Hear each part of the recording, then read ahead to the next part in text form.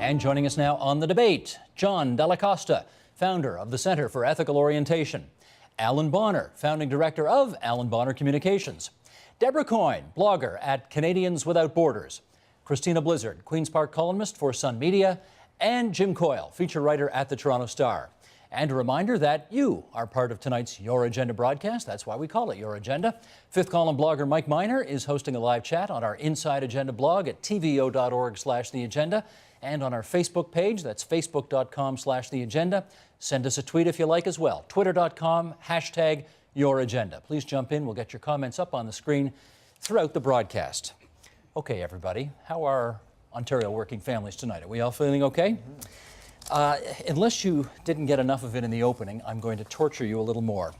You're going to have to sit through some more clips because here's what the parties have been doing for lo these many months as we count down to an October election. Michael, roll tape, please. Ontario families are absolutely tapped out. Families need a break and they need the Premier to rein in his runaway spending. Premier, why is it that you see every Ontario family as your own personal ATM machine? Why doesn't she support our reduction in income tax for the average Ontario family by $355, Speaker? Again, why does she not support our measure to reduce electricity bills by 10%? Each and every time we extend an opportunity to my honourable colleague to support a measure that benefits families, she turns us down, and she effectively turns Ontario families down when she does that, Speaker. Ontario families are sick and tired of a government that just doesn't seem to listen to them. They're sick and tired of a government that continues to make the wrong choices, a government that has made life more and more expensive. What will it finally take, Speaker, for this government and this Premier to realize that Ontario families need help? Not done yet. Not done yet. There's more. Michael, if you would, let's bring these up. Here's from Tim Hudak. Today, Ontario PC leader Tim Hudak challenged Dalton McGuinty to reveal to Ontario families when he will implement a carbon tax. Dalton McGuinty's cabinet ministers, including John Garretson and Glenn Murray, have publicly supported slapping a carbon tax on Ontario families. How about the next one? Let's go. Let's just keep going. Ontario NDP leader Andrea Horwath announced today that a new Democratic government will roll back Dalton McGuinty's multi-billion-dollar corporate tax giveaways. With families struggling to pay the bills and find good jobs, it's not the time for corporate tax giveaways, said Horwath. Families can trust New Democrats to deliver a practical plan that rewards the job creators making investments in local communities. And frankly, the one that made me vomit in my mouth. Ontario families today awoke to the news that Osama bin Laden had been killed. Yes, the death of Osama bin Laden had something to do with Ontario families. Why is this happening? Oh, why? Well, the cardinal rule of political messaging is repetition, repetition, repetition, but if words could scream for mercy, this one would be curled up in the fetal position, howling like a banshee. The funny thing about it is when you use that word today, you're actually saying nothing and saying everything in a way. You're saying nothing because families, I think the stats show most households are actually single people. Fewer and fewer, more couples are not having children. Family dynamics are in every permutation and combination you could think of. So, you know, the Stronachs and my family are both families, but don't have a whole lot in common. But on the other hand, they're saying everything in the sense that you appeal to people's blood and treasure, you know, the ones they care and love about most. And you're trying to strike that emotional chord that's fundamental in political speak. Christina, unlike most Ontario families, you are actually down at Queen's Park every day listening to this over and over and over and over. Are you ready to throw yourself in front of a subway yet? Oh, that happened probably one election ago, because this all started, if you remember, Steve, I think back in the 2003 election, it became the mantra of the Liberals. This working families became, you know, that was everything they spoke to. And I understand that the original campaign slogan was supposed to be "Our families, our future," and they decided that was too hokey. They went with working families, and working families, I believe, almost spoke to something that Mike Harris has said in a lot harsher way. Mike Harris, you remember, told people to pull themselves up by their bootstraps, that that's what his families should be doing.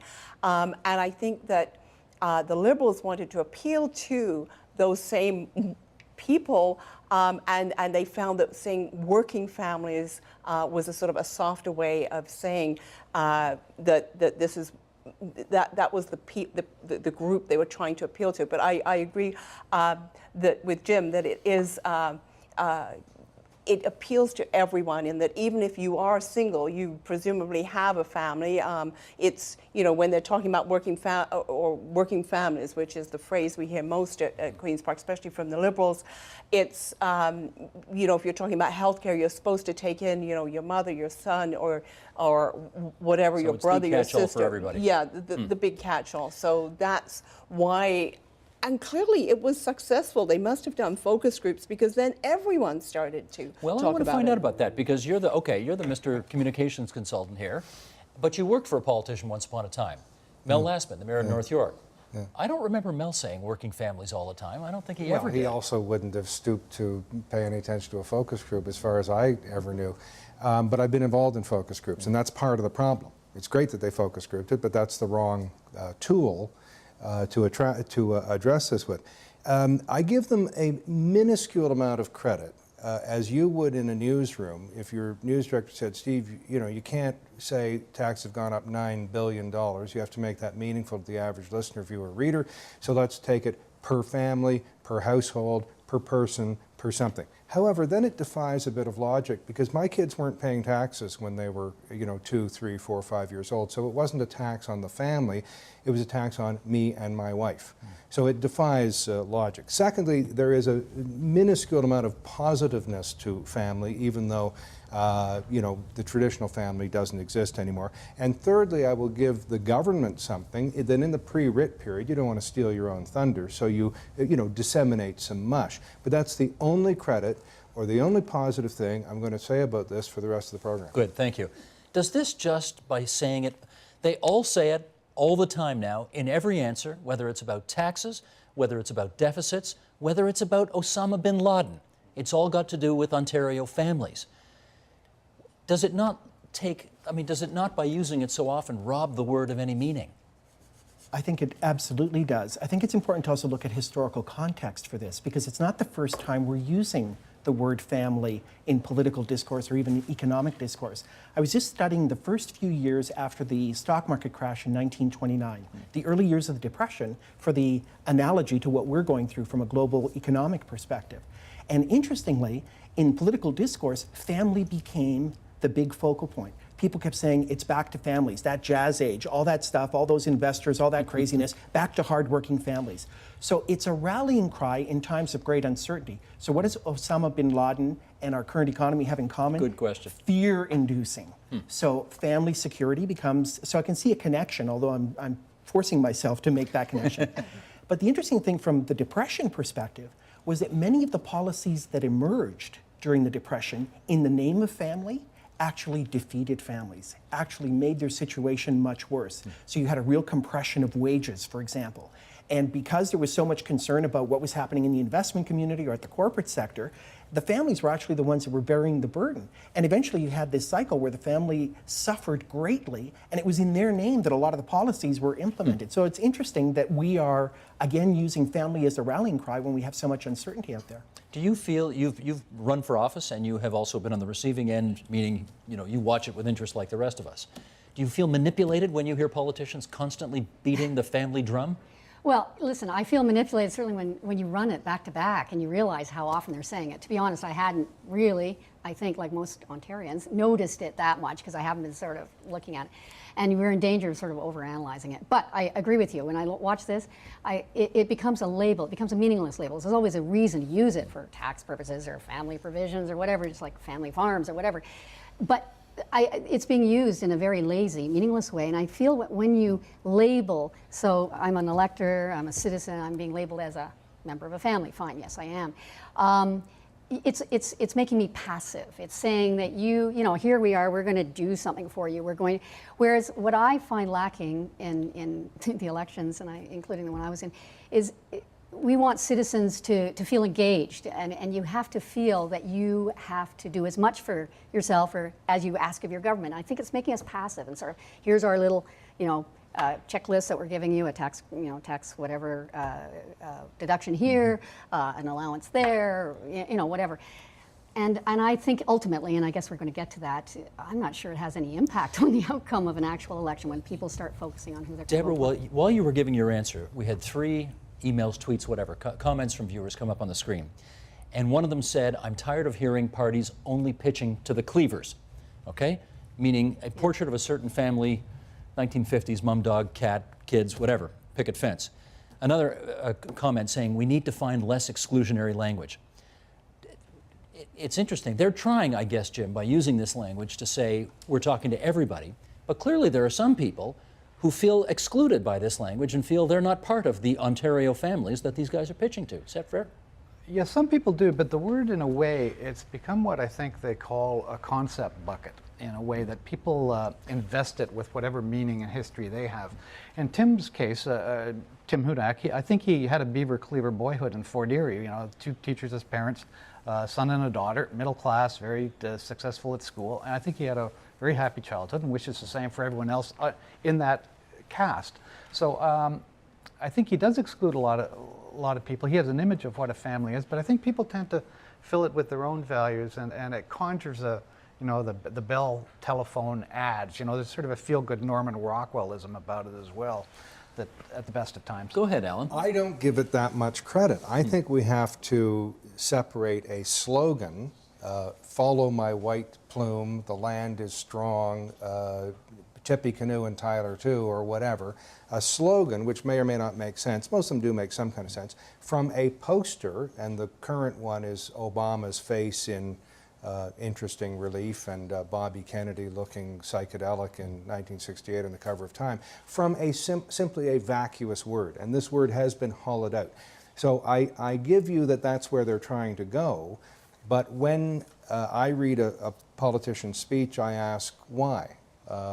What do you mean by Ontario families are hard hit? Do you mean that the kids won't be able to play hockey, or they won't be able to go to school, or they won't be able to go to summer? What exactly do you mean by this? And they come back with, well, that's just how it is. I read one speech where a politician was very happy to be exporting modular prefabrication from the jurisdiction. And very, very happy about this, going to create jobs, so on and so forth. I said, well, what is that? Well, we don't actually know. I said, what the words mean is it's pre-built parts of something. So what is modular prefabrication? So whether it's a slogan or a vacuous word or an industrial policy, if they don't know what it means, if they can't withstand the 5 why questions, why are you talking about that? What are you going to do about it? Are you really going to have a policy that's going to keep 50% of the marriages from falling apart? What is it that you mean? And they don't know. That's the problem. But Christina, let's see if we can put sort of some more political fat on the bone here. Namely, when they talk about Ontario families, are they essentially narrowcasting to that 905 belt of ridings around the city of Toronto? Well, I think that's exactly what they're doing. I think that this is a deliberate strategy that's aimed at this sort of central block of voters. We all know going into an election, there's probably 25% of voters who always, and this is give or take, who always vote Conservative. There's another probably 25, maybe 30% who always vote Liberal. Then you've got the, your core vote of NDP, whatever. But there's about 40% in the middle who are likely to change their vote. And I think that this is who the working families is meant to appeal to, that they are. And we saw this last weekend when Tim Hudak brought out his election platform, which was very much aimed at that broad middle-class working families. We saw the 5% tax cut on the first 75% of income, whatever. That was very much aimed at the working families, that block of voters, because that's what any election is all about. It's about the parties fighting over, the 40% of whatever of voters, 40% who are likely to move their vote. So I think it's a strategic thing, and nothing really more than that. John. Well, these are not neutral words. They are in many ways rich words because we all have family experiences. But they also do have values attached to them, and they've often been used in a very divisive way. So in this country, until very recently, the concept of a legal family excluded the gay community. It continues to be an issue if we look at south of the border. And often when these words are introduced, they mean something positive on one level, but they also allow, in a sense, a backsliding of ethical interactions in society. So Tennessee just passed, in the name of deregulation, they took away all the anti-discrimination rules that were in place in the state. So what that does is it basically, so the visible minority communities, the lesbian and gay community, the women's groups said, well, wait a minute, we fought hard for these rights and you're telling us everything's okay. And in the name of deregulation, which everybody agrees is probably good things for efficiency and everything else, all of a sudden these rights that we fought for are at risk again. Well, so this is where the language has ripples and implications beyond just the obvious bucket. I hear you. I don't want to extrapolate too much from this, though, but since you've raised the issue of the gay community, we've got somebody on staff here who's a single gay woman. And when we talked about this program, she said, when I hear Ontario families, they're not talking to me. And I assume they're excluding me. And therefore, well, you know, I'm not interested in voting for somebody who's not inclusive of what I'm all about. Well, but Steve, I will self-identify as being straight and having 2 kids. My kids are gone. They ain't talking to me either. I mean, by the time my kids became age 15, I didn't need a policy for the family. A policy for the family might have been family allowance or mortgage deductibility or something like that to get me going in life. But what I wanted after my kids were teenagers was a policy for students or a policy for employment. So I think we're reading into this a lot. And I don't think the language is so ephemeral that they can be meaning anything they want. They can say something specific if they want to say something specific. You want to come back on that? Well, and I think that that's the problem with an open-ended word, with a word that you can't get a handle on, is that it allows for those who want to use it as a point of exclusion And to that's interpret it that why way. I brought my Chinese pictogram. Because we are constrained. Hang on a sec. Kevin's going to get a shot of it here. Where are We're you going? constrained with Roman letters by the word family could be excluding gays, could be including gays, could be including gay marriage, could be anything. This is the pictogram for strength in China. And if you think of it, it kind of evokes plow. And that is what the pictogram does, because it takes a lot of strength to plow a field. So if we had a Chinese political slogan or term in a speech that talked about a strong leader, it might also evoke the dignity of farmers and all kinds of other things. We can't do that in English. And the first political party that harnesses that kind of pictographic double whammy, I think is going to have an interesting advantage, because there won't be that ambiguity in a word like family. Deb, I wonder whether you think when you hear this beating of the drum of Ontario families, does it sound inclusive to you? Well, I think it's inclusive in the sense that everybody's part of a family. Even, you know, your gay employee has a family of some sort. But having said that, and I think we may be reading in too much to say that they're trying to exclude. You know, sure, we can start saying, oh, did Hudak support same-sex marriage, or I don't know. But I think the main issue is, it just shouldn't be used. I mean, when I hear Christina talking about, Tim Hudak is trying to micromanage something for the 40%, or, you know, even you hear about policies sort of targeted at 5%, 10%, wedge issues, all this. I think that is so depressing because, and that's where the whole dialogue in politics is so down and sort of lowest common denominator right now. When I hear a politician say family, whether it's Tim Hudak or Dalton McGuinty, but let's take Tim Hudak, you then have to drill down, like, what does he mean by that? Okay, so then I want to see what he has to say about health care or education. I do have 2 kids, I do have some, but it's not because of that. I have, you know, elderly relatives and all that. And what's he saying? And I don't see anything there. And I know we're going to get there. Well, we're getting more of these. I mean, via Facebook, via live chat tonight, we're getting more people coming in saying, why do these politicians who speak this way seem to hate single people so much? I have another person on here who said, you know, I'm a one-person household. They're not talking to me except at tax time when they want my money. Yeah, well, maybe they'll change after this round table, because I wasn't really aware of this maybe like the years until I saw it sort of coming at me in such frequency. Christina? I remember there was a tax credit that the Liberals actually brought out a couple of years ago that was, I think, I just can't remember the exact figures, but it was, say, $300 for a family, and it was $120 for a single, which, you know, didn't really add up, and people were getting people got very upset about that. So, I mean, it's not, I don't think it's just Tim Hudak's policies, but certainly I think that people do tend to address policies at, you know, to families, and perhaps perhaps they are disregarding the needs of singles. I don't know. It was raised, actually. Singles vote, don't they? Yeah, Last I checked. and there are singles in the press gallery who actually asked the question, hello, I'm getting shortchanged here. And it was, as I recall, I think it was laughed off. Jim, let me try this with you. There was a time when politicians actually feared to use the word family because family meant family values, which meant social conservatism, which meant that you were basically excluding 90% of the electorate that didn't happen to share very socially conservative views. I guess the word doesn't mean that anymore, is that right? No, it doesn't seem to mean it as much in Canada as it does in the States. That attachment to family values was much more of the evangelical right, and with all the sort of policy baggage that went along with that. I think it rests more with the fundamentals of political messaging, which at their core are disrespectful of people as opposed to respectful.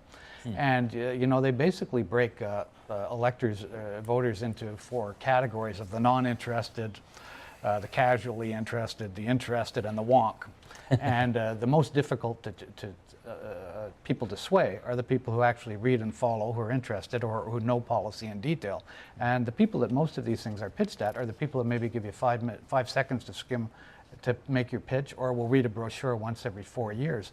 I remember Dalton saying in a scrum one day at Queen's Park, he said much the same thing. He said, just about the time you think you're going to be nauseous when you say it one more time, that's the first time this guy's tuning in. Right. And they all do it, but it's such a mantra, and there's no thought attached to it. It's bumper sticker politics. Look at this. Here's one from live chat. Perhaps it's because single people vote less, parents are the undecideds, and the more dedicated voters. Is that true? Does anybody know whether that's true? This person says it as if it were. Single people vote less? Well, perhaps they're Younger about the younger people vote less. Younger people vote less. Seniors vote early on. I still think we're giving them too much credit. I think your producer asked me, why does this happen? And I said, I think that there are some structural reasons why that I think you were getting to as well. Speechwriters can't resist being creative. And any of the journalists who've ever read The Weather from Environment Canada, nobody can just write, it's going to be cloudy. They say, as we approach the summer, cloudy conditions will prevail over the next few, and it drives, and everybody edits it out, but they've got to do it. So it's writers. Number 2, it's focus groups. They say, do you prefer the word families or miners or loggers or post hole diggers or cops? And they come up with this preposterous binary sort, and families wins by default. We have also, and I think this is a serious problem, we have a lack of shared icons and values in this country. When you say in America, the Liberty Bell is going to ring out for freedom one more time if I get into office, I mean, the Liberty Bell is only an incompetent bell. It broke, it was melted down, it was reforged, it broke again. It is just a bad bell. The Battle of Bunker Hill was lost. The Battle of Tippecanoe was lost. Nobody knows what John Harvard looks like, the founder of Harvard University, but they have a statue to him. They make up their own icons. We can't in this country say, as Ontarians, what's the end of that sentence? North of the French River, Eastern Ontario, in the cities, on the farms. Where do you go for a photo opportunity in this country? So families are icons. Do you go to Queenston Heights? Do you go to the Plains of Abraham? Do you go to Magnetic Hill? I mean, how can we evoke anything in this country? John. There actually are some fundamental values that both are shown up from internal polls and also as the external world looks at what's happening in Canada. So for example, the idea of equity, the idea of dignity, of having civil discourse and civil conversations. And what's interesting about the point that was made about how families aims very low in terms of engaging politicians, what research that we have in this country shows is that people are saying, look, we trust the institutions. We've got good institutions. The people are undershooting. We have less trust that they will rise to the occasion. They're saying, where's the vision? Where are the points of wisdom that deal with the complicated problems that we have? Wisdom was actually one of the poll words that showed up. And the third was, where is the dignity? How do I feel less dignified? I feel less respected, less seen and heard than 5 years ago or 10 years ago. So bring that into the conversation. I got to show you this. You all tweet around this table, or most of you do anyway. Here are the Twitter biographies for our political leaders. Here's Tim Hudak's. At Tim Hudak, Niagara, Ontario. It starts by saying he's Miller's dad, he's Debbie's husband, he's Tavish's walking companion, he's leader of the Ontario PC Party and the MPP for Niagara West Glanbrook. Okay. Why, Jim, why does Tim Hudak put his political affiliation after his relationship with his dog? It's shocking. It's shocking. He seems to have put more thought into that, I think, than he actually did his policy book last weekend. Ooh, zinger, zinger. It's hard to know whether he's stealing from Mark Zuckerberg or the Old Testament sometimes. With the change book? Change book, and or pretty slick, baby. Flogging the criminals. That was pretty slick stuff. Maybe so, but there wasn't, for all the time he's had to prepare for it, there wasn't much in the way of anything new or visionary in it. There was a little tweaking here and there. Anyway, back on topic. Anyway, you haven't given that. You're still like a dog with a bone with Tim Hudak, aren't you? No. He's so glad you're not at Queen's Park anymore. You know that? I think Tim is a nice guy, and that's his problem. He isn't really Mike Harris. With Hudak, it's noun, verb, family. A bit like Rudy Giuliani in 04 with noun, verb, 9/11. Okay, that's the latest one via Twitter. But, really, we got to know about the relationship with the dog before we know that he's the leader of the Conservative Party? Well, going on no, here? we don't. But through a lot of politics, a little bit of who the person was, grew up in a log cabin or, likes to windsurf or whatever, a little bit of that goes a long way. We want to feel like we know the person. We want to feel the personal connection. Does that work, But Christina? here's this Bible that you like. Yep. Now, before everybody goes and runs out and buys this book, 2 campaigns recently in Canada made me read this book, and Show it again. I didn't bill Show it twice. again. for The reading. Political Brain by Drew Weston. We Yeah. had Drew on the program a couple of years ago. Now, if you take away the Civil War, the money, race, and the electoral system that is so different than ours, only this much of the book applies to Canada. But what does apply is that people do react viscerally and with the paleocortex, the old reptilian brain, to people they like or dislike. And I think it's fair game to try to say, I'm a guy like you, I got a family, I play cribbage or whatever. But this guy says, and I agree with, and what I lampoon in the speeches that I see, is a lack of substance. What are you saying? What's your policy? What on earth is modular prefabrication? Debbie Yeah, Klein. I think, sure, everyone's going to tweet, but I think you're not going to get to know Tim Hudak through a tweet or his address or whatever, 140 characters, however useful they are, because I do it. And, if you really want to get to know the guy, everyone will eventually have the time to hear the guy, whoever it is, speak for 5 minutes, 10 minutes, be drilled by questions. What do you think? What are you going to do with healthcare? What do you think of full-day kindergarten? Why are you doing it? I think people do want what John was talking about, which is more the vision. And our institutions are fine. They do want it, whether it's at the national level. We completely missed it in the last election. They want to know where you're taking, and in this case, the province.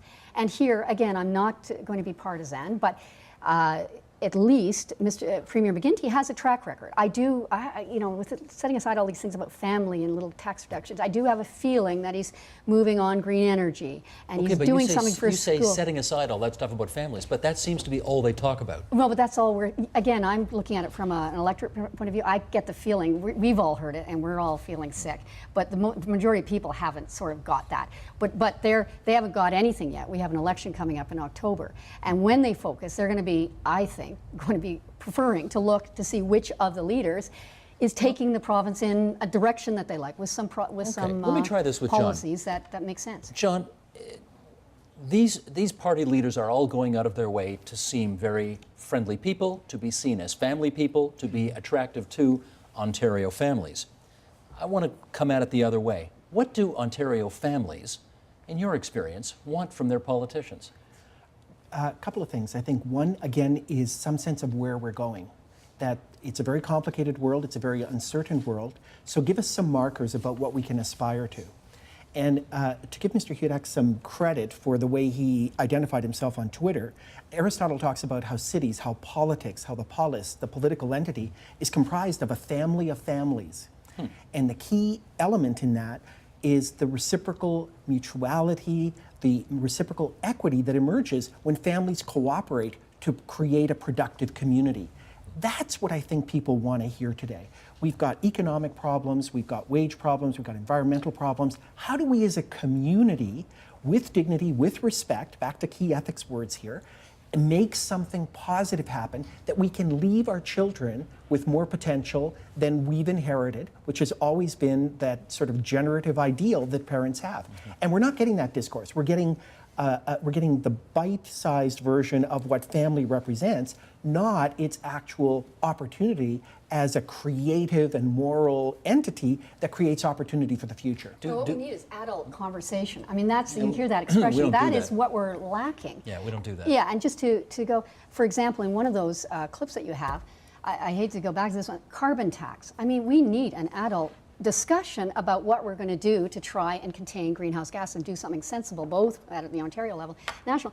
And so here I see Mr. Hudak is whipping up the same thing as the opposition leader in Australia or whatever, or as Harper did, a tax on everything. I mean, that is just treating us like complete idiots, and that we're just going to, you know, not engage in serious discussions. John, come back. Well, so one of the things that, that happened at the same time that this platform was released was Walmart in the United States announced that per-store sales were down for the first time in their history, and they projected that that's going to happen in the future.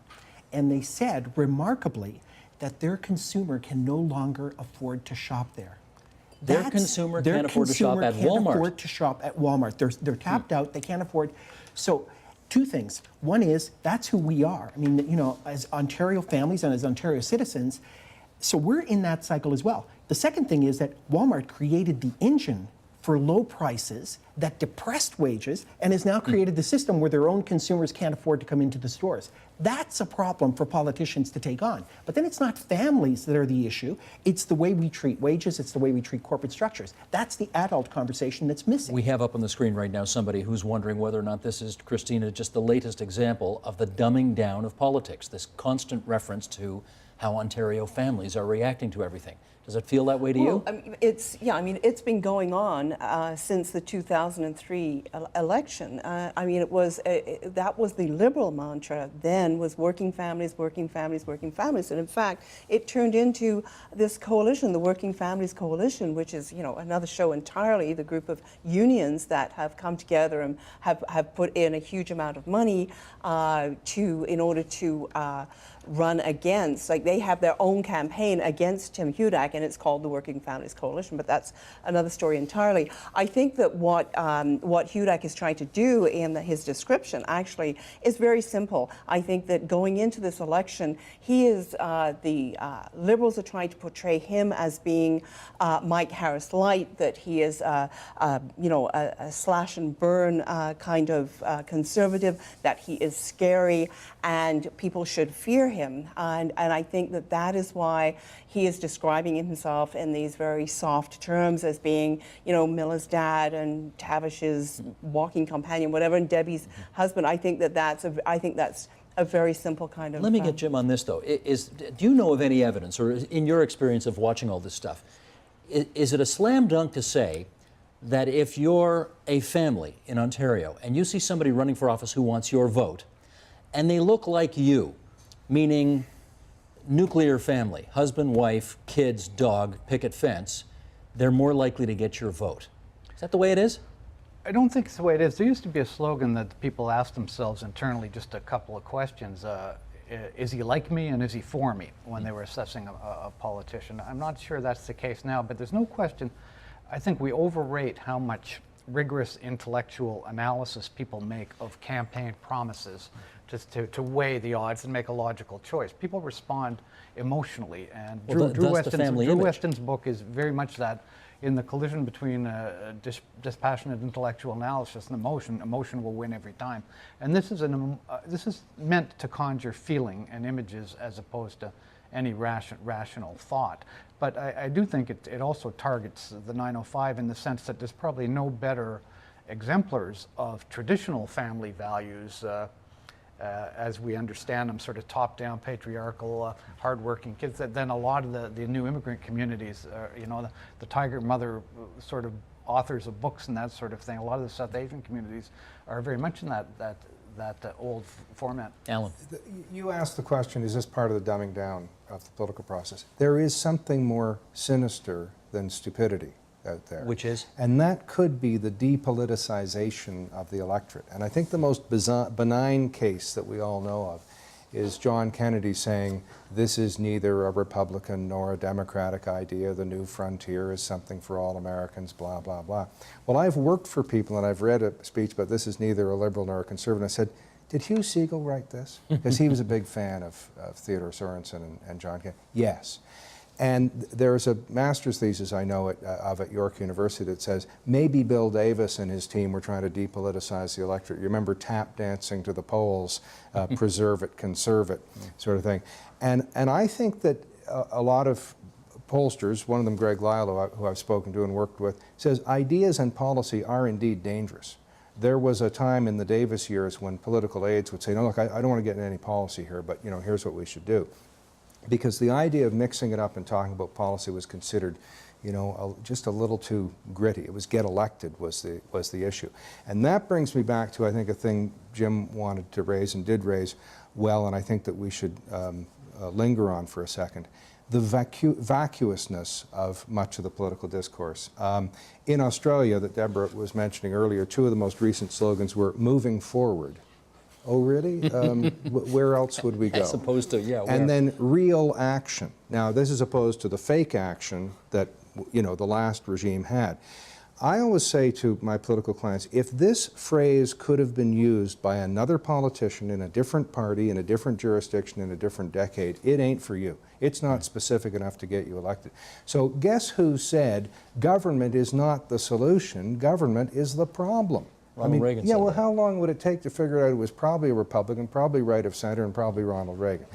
Who thanked the American taxpayers for paying higher taxes to help, wars and economy and so on and so forth? The last one to do it was Bill Clinton. The previous one was John Kennedy. So, the empty slogan that we can't identify with anybody, I think creates an ethical problem. It creates a structural problem. It numbs the electorate. I think it's a real problem. John. It actually angers the electorate.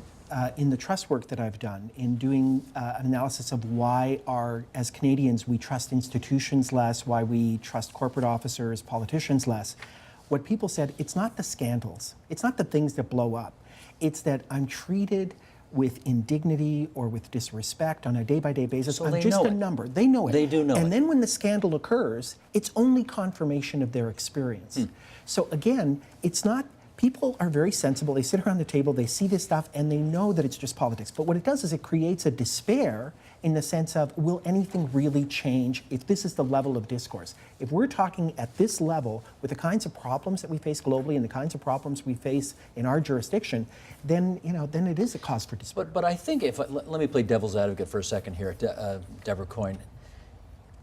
Because you've run for office, you've looked for votes. You've tried to, for nominating meeting. Rather odd riding there, I have to say. Toronto Danforth, yes. People wanted you. No disrespect, however, to the many Liberals that are in that role. Understood. They're great. Yes. People look to you to have some kind of empathy or sympathy or understanding for what they as families were going through, right? And is that why, in some respects, we got to cut these politicians a bit of slack when they constantly want to harp on everything they do being for Ontario families? Well, I was running federally. Yeah. Okay, so that's a little different in the sense that, it was quite different because you're trying to get away from some. It seems to me there's a time and a place to discuss these things. Sit down. Every politician has got to be going door to door, having meetings, and have a meeting. Take a question from families, do it there. But elevating this, as it seems to be, to this mantra or whatever we keep referring to, I think that's the mistake. There's always room for, when I go to door, when I was in the federal one, still it was like moving a stop sign needed to be moved or things like this that were completely not federal jurisdiction, but you're going to deal with them. I mean, partly they're electing someone that they think will be responsive and be able to. So that's all part of the door-to-door stuff. Yeah. But that's the writing. We're talking the leaders right now, and that's something different. Like this kind of language that we're hearing. We need to deal with the big issues. We need to find the slogan that will make a carbon price, a national carbon price, the thing to do. Let me give a few more examples here. Michael, can we bring these graphics up? Here are the leader of the Liberal Party, the Conservative candidate in Eglinton Lawrence, and the leader of the NDP. Here's Dalton McGuinty, one of his tweets. Big Becky's blades break through. This is in reference to the drilling for hydro in Niagara Falls. Part of our plan for clean energy for #Ontario families. And the website for more. Let's bring up the next one. Here's Rocco Rossi, now running for the Conservatives in Eglinton Lawrence. A Tim Hudak PC government will make convicted prisoners do what Ontario families who play by the rules have to do, work. And one more, how about even Andrea Horvath? She's doing it too, leader of the NDP. An Ontario NDP government would scrap Dalton McGuinty's corporate tax giveaways not creating jobs. Time to put families first. Yeah, that's... Apropos of your comment that people need to feel respected, they need to feel that politicians have empathy for them, can you tell whether this nakedly, brazenly obvious grab for the family vote, can I say this on television, is just pissing people off?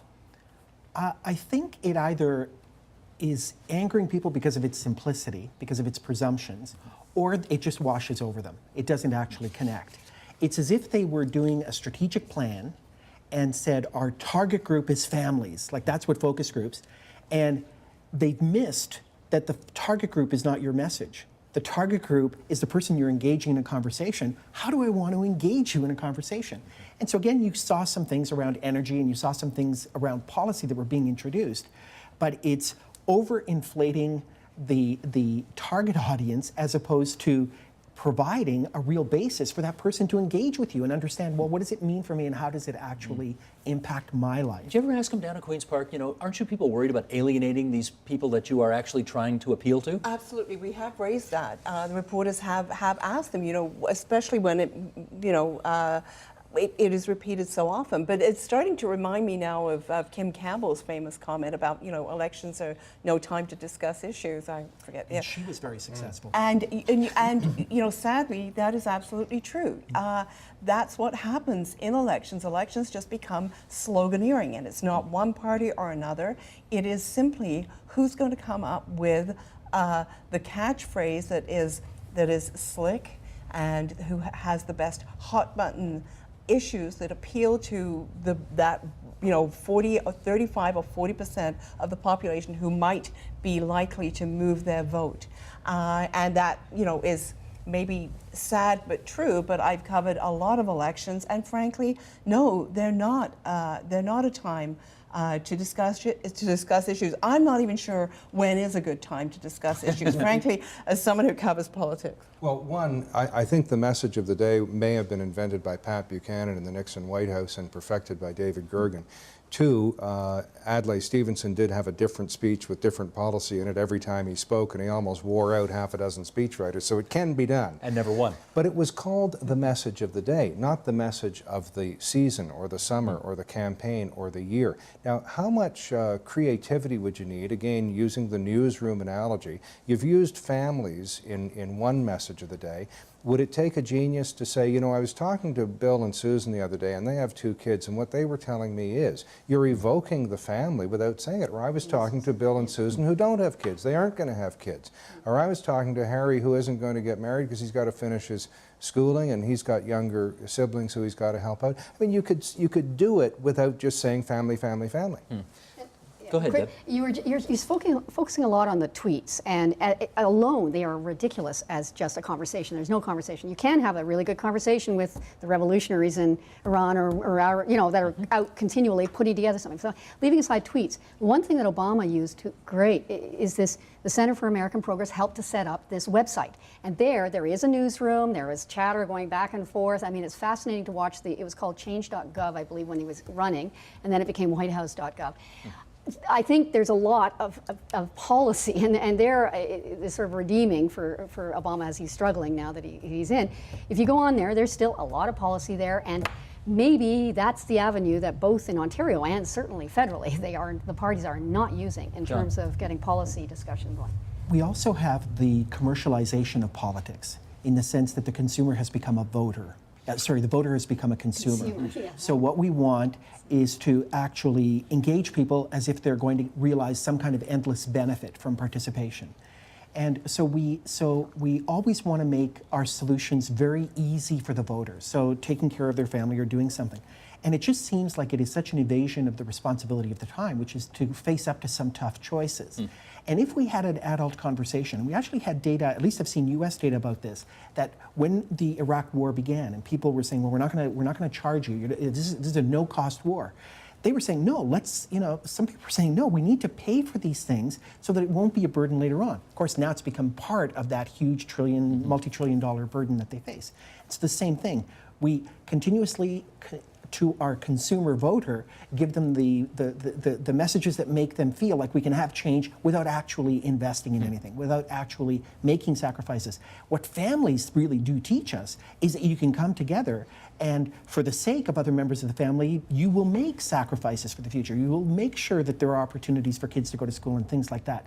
So there are opportunities in that model, but that's not how it's being used. It's being used as part of not having to make a tough choice or a tough investment in anything. In our last few minutes here, and I always resist Jim saying this is another sign that the apocalypse is upon us, so I don't want to do that. But can we nudge our way down that road a little bit by saying this may be another sign of kind of the coarsening of our democratic discussions, of our ability to have serious conversations about things? Just this families, so banal and meaningless. Is it rendering harm to our democracy? Well, yes. To spend any time in a press gallery over the last couple of decades is to be filled with despair. If you're looking for intelligent conversation, debate, or vision, everything is scripted and minimized for this kind of messaging approach. And the Premier, to his credit, has actually attempted what John suggested. He's asked the province to look over the long term at green energy, at tax reform, acknowledged there was short-term pain for these sort of things, and said he was willing to pay an electoral price. The 4-year electoral cycle doesn't allow for long-term planning. But he's engaged and made tough decisions on complex issues. His problem is it's hard to explain complex issues in a world of tweet attention spans. Well, so it's partly their fault, but it's partly the fault of the mainstream media, lamestream media, social media. No question. It's partly the fault of press galleries that have shrunk. Fewer and fewer reporters covering it, doing more and more things all the time, feeding 24/7 on different platforms, and everything is built for speed. Speed is the imperative. The imperative is not a sober second thought of any kind. Alan, we just got a comment put up on the screen. Dumbing down seems to work. Is that in specific reference to me? I don't. No. Oh, okay. I'm pretty sure it's in reference to our subject tonight. Look, I refuse to believe that we're going to hell in a handbasket because I'm in the handbasket. And, You don't want to go to I hell. don't want to go there. And with respect to Deborah's comment, I think that tweeting can have some substance to it. Some great tweets over history come from, for example, Alexander Pope, "A little learning is a dangerous thing." Shakespeare, "To thine own self be true." Aristotle, "Can virtue be taught?" You know, some of these important things can be said in less than 140 characters. Many of the speeches and politicians I deal with are that far away from substance. What do you mean? What do you mean? We just never quite have the time to get there. And I use you as a blunt instrument. I said, what if I were pitching you, which I don't do, as you know, but what if I were pitching you to be on the Steve Paikin show? Well, what are you going to talk about? Families. Okay, what about families? I said, I haven't got enough information here to keep a producer on the line for 5 minutes, 3 minutes. You have to have more substance. So I think we're very close, notwithstanding downsizing of newsrooms and everything. People can go on a website, find more information. I just hope we could get on with doing it. Chris, I wonder if during the campaign, we got 20 seconds left, if you folks, when they started saying working families, if you just put your pens down, what would they do? Well, frankly, I think after this show, they may, a smart party, I think, would start to reconsider and realize that it's not just the few reporters left in the press gallery who are getting a little teed off by the whole working families or families mantra. I would think if I were a smart party, I think I would start to reconsider some of the terminology, and maybe they will, because it's important. I want to thank all of you for joining us at our family here at TVO tonight. Anyway, John De La Costa, good to have you here from the Centre for Ethical Orientation. Jim Coyle from the Toronto Star, Deborah Coyne, Canadians Without Borders, Alan Bonner Communications, and Christina Blizzard, Sun Media. Great to have you all over around the family table tonight.